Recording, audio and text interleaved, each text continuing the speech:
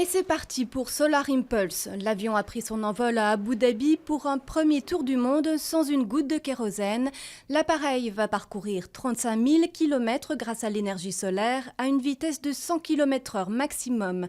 L'exploit prendra 5 mois au total, dont 25 jours de vol effectif. 5 suspects ont été arrêtés dimanche dans l'enquête sur le meurtre de l'opposant russe Boris Nemtsov.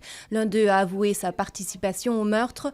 Zahour Dadaïev, un homme d'une trentaine d'années, est un ancien membre des forces spéciales tchétchènes. Manuel Valls tire de nouveau la sonnette d'alarme face au Front National. Le Premier ministre a dit sa peur et son angoisse face au poids grandissant du parti frontiste. Il a évoqué la possibilité que le FN puisse remporter la présidentielle de 2017. Des déclarations attaquées à gauche comme à droite.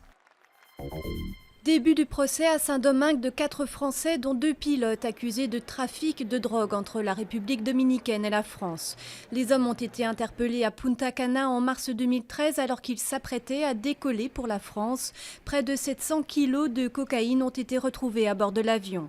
Les 2 pilotes ont toujours nié avoir su quel était le contenu de la cargaison. Ils risquent jusqu'à 25 ans de prison.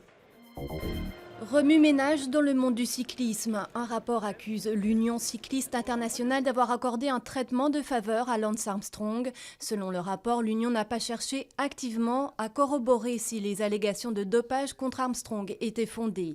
Le coureur cycliste a remporté le Tour de France à 7 reprises avant de perdre ses titres pour dopage.